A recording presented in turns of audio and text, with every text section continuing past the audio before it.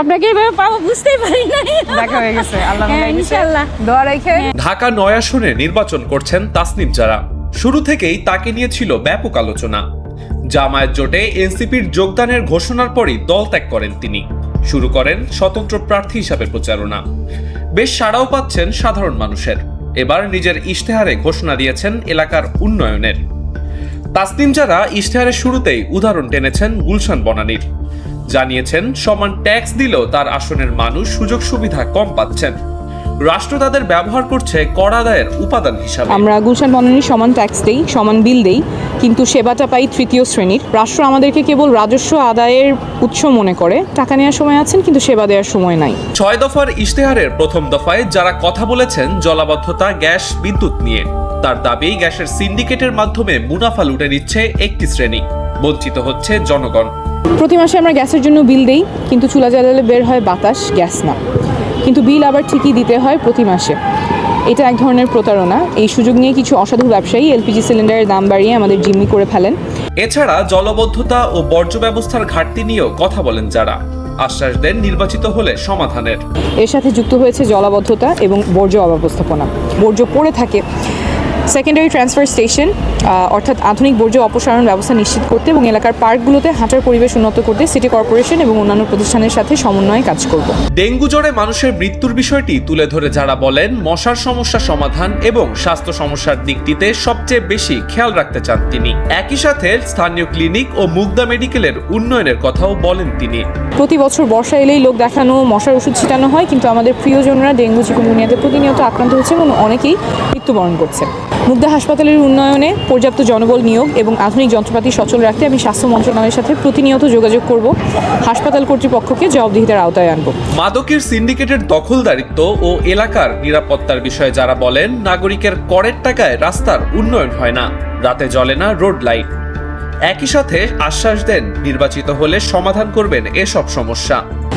মাদকের বিরুদ্ধে আমাদের যুদ্ধ ঘোষণা করছি, কিন্তু যারা মাদক ব্যবসা করে এলাকায় ত্রাস সৃষ্টি করে তাদের আমরা এক বিন্দু ছাড় দিব না। সন্ধ্যার পর এলাকার অলিগুলি দিয়ে মা বোনেরা হাঁটতে ভয় পান। যে শহর নারীকে নিরাপত্তা দিতে পারে না সেই শহর উন্নত হতে পারে না। আমরা ট্যাক্স দেই রাস্তার জন্য, রাস্তার বাতির জন্য, কিন্তু সেই বাতি নষ্ট থাকে যাতে অপরাধীরা অন্ধকারে রাজত্ব করতে পারে। শিক্ষা প্রসঙ্গে যারা বলেন তিনি যে বিশ্বমানের শিক্ষার সুযোগ পেয়েছেন সেই সুযোগ এলাকার সকল শিশুই যেন পায় সেই ব্যবস্থা করতে চান তিনি। আমি বিশ্বমানের শিক্ষা লাভ করার সুযোগ পেয়েছি।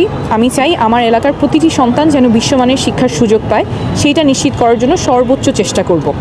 অপরিকল্পিত কারিকুলাম এবং ঘন ঘন নীতি পরিবর্তন শিক্ষার্থীদের গিনিপিগ বানিয়ে ফেলেছে। আমাদের স্কুলগুলো হবে ল্যাবরেটরি। আমার বরাদ্দের টাকা দিয়ে আমি স্কুলগুলোতে আধুনিক সায়েন্স ল্যাব, ল্যাঙ্গুয়েজ ক্লাব এবং কোডিং শেখানোর ব্যবস্থা করব। এতে আমাদের ছেলেমেয়েরা ফ্রিল্যান্সিং এবং উচ্চশিক্ষার জন্য প্রস্তুত হতে পারবে।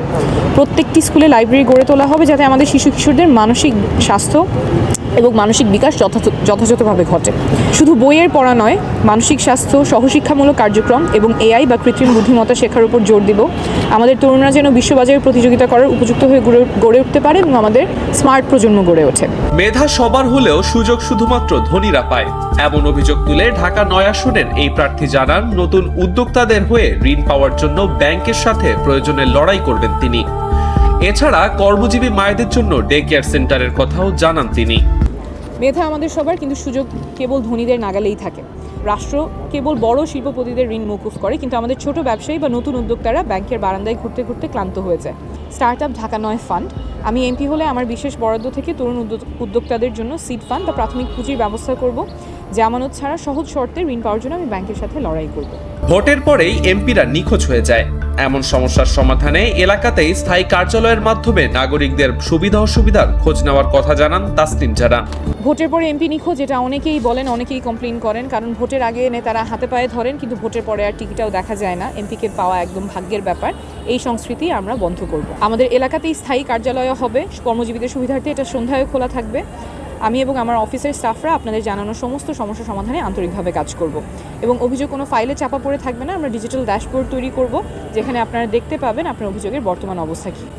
আর আমাদের অফিসে এসে কোনো ভাই বা নেতা ধরার প্রয়োজন পড়বে না, কোনো প্রোটোকল থাকবে না। ইশতেহার পাঠ শেষে গণভোটে হ্যাঁ ভোটও চান ঢাকা ৯ আসনের এই স্বতন্ত্র এমপি প্রার্থী। আমাদের গণভোটে হ্যাঁ ভোট দিবেন এবং ঢাকা ৯-এ আমরা যে নতুন ধারার রাজনীতি করছি সেটার জন্য ফুটবল মার্কায় ভোট দেওয়ার অনুরোধ করছি। নিউজ ডেস্ক, মানব জমিন।